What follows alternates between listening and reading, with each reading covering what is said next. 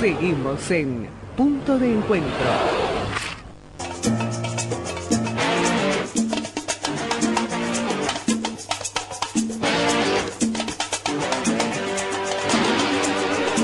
Nuestra agenda de cada día en estos últimos días principalmente estuvo centrada a la temática del temporal. Empezamos de a poco a hablar sobre América Latina y lo que ocurrió en Venezuela con la elección de Nicolás Maduro, pero tampoco queríamos dejar afuera un tema muy complejo que está ocurriendo a nivel mundial, que tiene que ver con la situación de conflicto armado entre Corea del Norte y Corea del Sur. Es un tema complejo, como decimos, y bueno, volvimos a llamar a una persona con quien ya hemos hablado en otras oportunidades, que además es muy claro en lo que enuncia. Se llama Horacio Calderón, es analista internacional, para que nos hable un poco sobre este tema que hay que entender cuando hablamos de este conflicto bélico. ¿Cómo estás, Horacio? Bienvenido. Muchas gracias, buenas tardes. Buenas tardes, ¿cómo anda? ¿Bien? Bien, bueno, siguiendo todo esto de cerca, ¿no? Obviamente ayer fue un día muy complicado con la cuestión de Venezuela y la cuestión de Boston. Bueno, y además estábamos esperando justamente el lanzamiento de un misil con carácter de prueba, tal vez más, por parte de Corea del Norte, lo cual ha revolucionado un poco todo lo que significa la geopolítica regional. Vos estabas mencionando muy bien el caso de Corea del Sur. Claro. Pero el conflicto coreano, de modificarse, lo que hemos visto durante las últimas décadas, y esto, cuidado, se remonta a siglos también, estamos hablando de algo muy complejo, sobre todo las relaciones con China, puede sin duda modificar el balance regional y la relación estratégica que hay, por ejemplo, entre China y los Estados Unidos, nada menos que la península de Corea, con, por supuesto, impacto fundamental en Japón, en las bases estadounidenses como la de Guam, que estaría siendo amenazada, etcétera, ¿no? O sea, esto, como lo has descrito brevemente, es extremadamente complejo, porque la relación histórica que ha existido siempre, y te podía contar desde el año 29 o 30 antes de Cristo hasta el siglo VII, donde había un reino que se llamaba de Koguria, ¿no? Exclusivamente norcoreano. Luego los chinos tomaron eso, pero ¿qué quiero, digamos, concretamente decir? Que a China no le conviene, ¿no? Salvo algún tipo de salida drástica, que no tuviera más remedio, permitir la reunificación de la península coreana. ¿Por qué? Porque Corea del Norte es un estado tapón, ¿no? Históricamente para China, que la previene de invasiones de otros actores. Bien, ¿no? Sí, es un tema complejo, y además, ¿cómo bajarlo, no? Para que se pueda comprender bien en qué situación se encuentra hoy, más allá de los puntos históricos que nos estás mencionando. Esto viene de larga data, pero cómo estalla, de alguna manera, por mencionarlo, esta situación que se vive en Corea del Norte y Corea del Sur. Bueno, muy buena la pregunta, ¿no? Es un problema recurrente, como lo hemos visto, sobre todo durante los últimos años, ¿no? A veces cuando hablamos en los medios, tal vez nos vemos hasta obligados a no irnos demasiado lejos, porque es tal el vértigo de lo que ocurre en el mundo que el oyente hasta empieza de alguna forma a olvidarse. Pero acá, ¿qué sucede?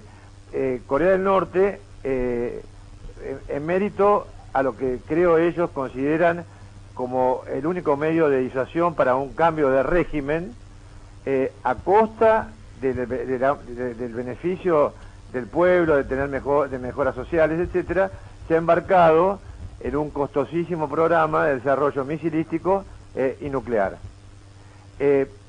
Todo esto, por supuesto, le ha ocasionado sanciones internacionales, las Naciones Unidas, etcétera. Y cíclicamente Corea del Norte lanza amenazas para sentarse a la mesa a negociar, entonces a obtener beneficios, por ejemplo, combustible, alimentos, de los cuales prácticamente el 50% lo recibe de manera casi gratuita de China. Entonces ahora nosotros estamos enfrentando una crisis. ¿Por qué? Porque ellos han trasladado no menos de 2 o 3 misiles de alcance intermedio que tal vez no puedan llegar a los Estados Unidos, pero sí, por ejemplo, a Japón y a la base estadounidense de Guam, y desde ya a Corea del Sur. Hay que aclarar que este informe que se filtró o se dejó filtrar dentro de los Estados Unidos, de que Corea del Norte podía tener ya una cabeza nuclear lo suficientemente pequeña como para que sea alojada como cabeza de guerra de un misil, sí, no se corresponde con la realidad en este momento. Ajá. ¿No? Pero, ¿qué sucede? Como no se corresponde con la realidad, hay que explicar por qué. Porque no ha logrado Corea del Norte testear o probar un misil de alcance intermedio, por ejemplo, con una cabeza de guerra con explosivos que no sean nucleares. Entonces, por supuesto, todos los especialistas en cuestiones misilísticas y nucleares, etcétera, saben que estas pruebas de Corea del Norte, sean con satélites, el test nuclear que hizo el año pasado, le son necesarias ¿para qué?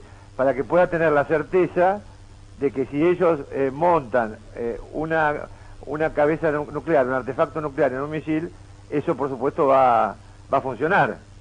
¿Por qué? Porque ellos no pueden lanzar un misil cargado con un artefacto nuclear que podría incluso detonar en sus fronteras. Sistemas de detonación que se preservan, ¿no? No necesariamente la explosión atómica, pero obviamente la respuesta de Estados Unidos sería catastrófica. ¿no? Sí, Horacio, justamente ese punto a mí me parece, Claudio te saluda primero, no me presenté bien. Ese punto me parece interesante que vos estás marcando de la presencia de Estados Unidos en medio de este conflicto, y yo hago una asociación, vos me dirás si es imprudente o no la asociación que voy a hacer, pero en el 2001 el atentado a las Torres Gemelas casi que le sirvió de excusa para meterse en la invasión o en esta guerra con Irak. Y ayer, en la jornada de ayer, que se vivió un atentado también en Estados Unidos, en la Maratón, uno tiene la idea, quizás errónea, pero la idea de que puede otra vez volver a manejarse la idea del terrorismo, la asociación con Corea del Norte, y darles el trampolín para poder iniciar un conflicto armado en el que se pueda meter Estados Unidos. ¿Vos cómo ves eso? Yo diría que Estados Unidos, que está desarrollando una política de corte hegemónico, porque Barack Obama es una continuación, obviamente, del presidente que lo antecedió, de George W. Bush, utiliza cualquier tipo de pretextos, ¿no? Y si no consigue los pretextos, los fabrica, como está sucediendo, por ejemplo, en Siria. Eso lo he denunciado yo públicamente por CNN en español, está disponible en mi página web, con grupos vinculados a la red Al-Qaeda, para derrocar al régimen sirio e intentar implantar ahí algo que sea afín a los intereses de los Estados Unidos y de sus aliados, aunque se haga detrás de las bambalinas.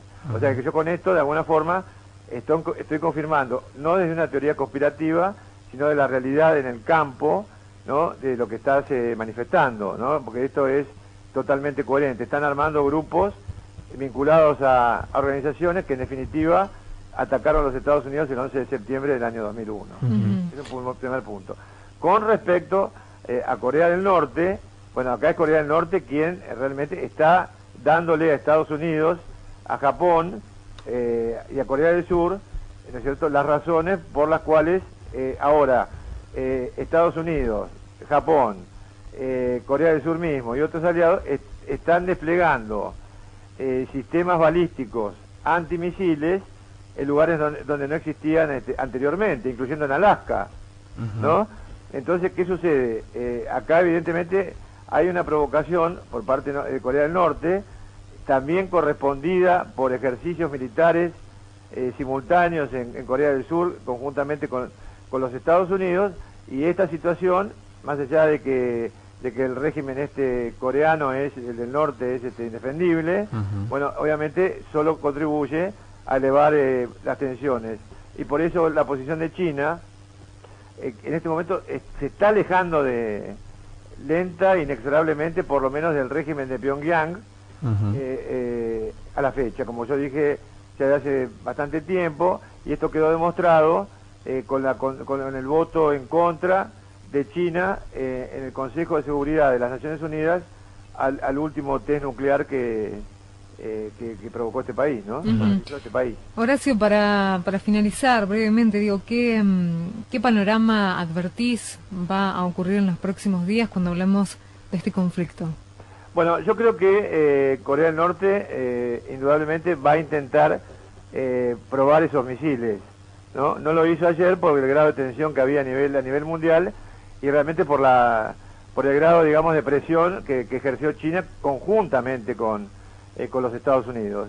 China no puede darse el lujo de perder Corea del Norte a manos de una reunificación que sea comandada por supuesto, por un régimen de corte totalmente distinto, aliado con los Estados Unidos, porque entonces veríamos que el antiguo reino coreano, del cual estoy hablando, ¿no? Va a ser reemplazado por bases estadounidenses muy cercanas a la frontera de China, que además, no olvidemos, ya tuvo conflictos históricos con Japón, que ocupó también Corea, que causó prácticamente masacres durante la Segunda Guerra Mundial. Bien. Bueno, Horacio, te agradecemos muchísimo de tu tiempo. Nos quedamos pensando, por supuesto, todos los datos que nos has... Contacto y cualquier cosa usted me llame con mucho gusto, ¿eh? Dale, ahí está, Horacio. Te mandamos un abrazo y muchas gracias por la comunicación. Hasta luego. Pasaba Horacio Calderón y uno va de a poco procesando, ¿no? Toda esta información que, como decía recién en la 98.1, Calderón, que es escritor, analista internacional, es considerado también experto en asuntos del Medio Oriente, África del Norte, no solamente por lo que ha estudiado, sino porque ha estado en esos lugares durante mucho tiempo y conoce profundamente ciertas temáticas que competen al orden internacional. Cuando uno habla de lugares que están tan lejos de su país, por supuesto que uno las puede dimensionar o no dimensionar justamente de otra manera. La lejanía, la distancia, el desconocimiento hacen que nos preguntemos qué está pasando entre Corea del Norte y Corea del Sur, que es un tema muy complejo, eso no nos queda ninguna duda. Así es, por suerte Horacio Calderón lo ha bajado y lo ha podido explicar muy bien y la verdad que, bueno, quedará a ver en estos días cómo avanza este conflicto, ¿no? Bien, veremos qué es lo que ocurre, ojalá no sea nada que tengamos que lamentar. 464-3940 y 464-0098, último tramo de Punto de Encuentro, lo disfrutamos con linda música.